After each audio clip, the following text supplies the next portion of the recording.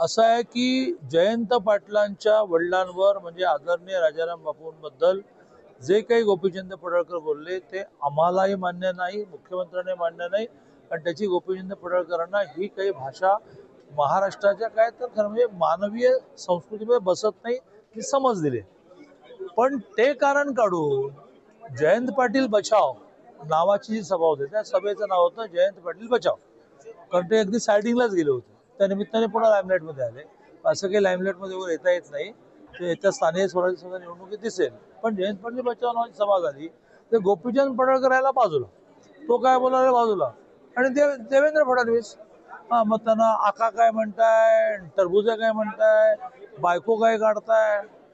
आम्ही हा प्रकार चालू देणार नाही. आणि म्हणून आम्ही 1 तारखेला इशारा नावाची एक सभा करतोय किंवा तुम्ही पण नीट बोला, आम्ही पण. गेले 1.5-2 वर्ष सातत्याने तुमच्या समोर मी कंठशोष करून मांडतो आहे की राज्यातल्या 20 प्रमुख नेत्यांनी बसून राजकीय संस्कृती भयंकर घसरलेली आहे यावर विचार विमर्श केला पाहिजे आणि डूज अँड डोंट्स करावे न करावे हे लिहून काढायला पाहिजे. कोणालाच त्याची पडलेली नाही. परिणामी कोणीही काही बोलतोय. आणि त्यामुळे जर जयंत पाटील आणि त्यांचे साथीदार आमच्यावर बोलणार असतील, आमच्या नेत्यावर बोलणार असतील, देवेंद्रजी, मोदीजी, आमच्या नेतृत्वाबद्दल आम्ही काहीही ऐकून घेणार नाही. लोकशाहीत तुम्हाला बोलायचा अधिकार आहे, लोकशाहीत आम्हालाही बोलायचा अधिकार आहे. तुम्ही बोलायचं बंद करा, आम्ही बोलायचं बंद करा. आज जयंत पाटलांनी ट्विट केलं. ते असं म्हणाले कुठली ती 350 कोटीची महसूल मंत्री असताना काढा ना. आम्ही अस्वस्थ होत नाही, कारण आम्हाला माहिती आहे की काही नाहीच आहे. कारण ज्या 350 कोटीच्या जमिनीच्या विषयात तुम्ही काढता तो तुम्ही आतापर्यंत 10 वेळा काढून झाला आणि 10 वेळा हे सिद्ध झालं की याच्यामध्ये काही नाही आहे. 11 वेळांदा काढा. पण मग तुम्ही का अस्वस्थ होत आहे ऑनलाईन लॉटरीच्या विषयामध्ये?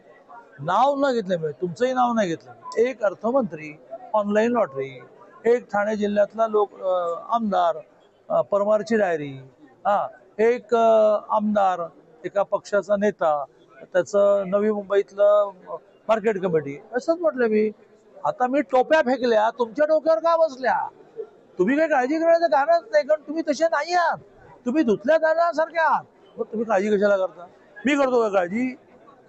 सकाळी 10 वाजता ट्विट झालं जयंत पाटलाचं, काय अस्वस्थ झालो का? सगळे कार्यक्रम सुरू आहेत. हे नाहीच आहे ना बोंबलेलं. त्यामुळे काचेच्या घरात राहणाऱ्यांनी काचेच्या घरामध्ये बसून कुलूप लावून दुसऱ्यावर दगड मारू नये. आम्ही गोपीचंदला जे सांगायचं सांगितलेलं आहे.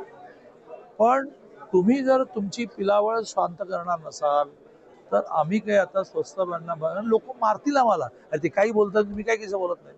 आणि त्यामुळे लोक दबाव आमच्यावर आहे की तुम्ही काहीतरी रिॲक्ट म्हणून आम्ही रिॲक्ट होणार. संपायचं आहे ना. जयंत पाटलांनी डिक्लेअर करावं की ह्या पुढे ह्या जिल्ह्यात तरी किमान अशा प्रकारचा कुठलाही विषय होणार नाही. आम्ही 1 तारखेची सभा रद्द करतो. हौस नाही आम्हाला. वेळ जास्त उतू नाही चाललाय, पैसे उतू नाही चाललेले आहेत. 1 तारखेची सभा रद्द करतो. डिक्लेअर करावं की यापुढे असं होणार नाही. गोपीचंद पडळकरांनी जे राजाराम बापू बोललं त्याच्याबद्दल काय प्रकाराने आम्ही कॉम्पेन्सेट करणार आहोत ते तुम्हाला 1 तारखेला दिसेल. कारण आमचं नेतृत्व तेवढं खंबीर आहे.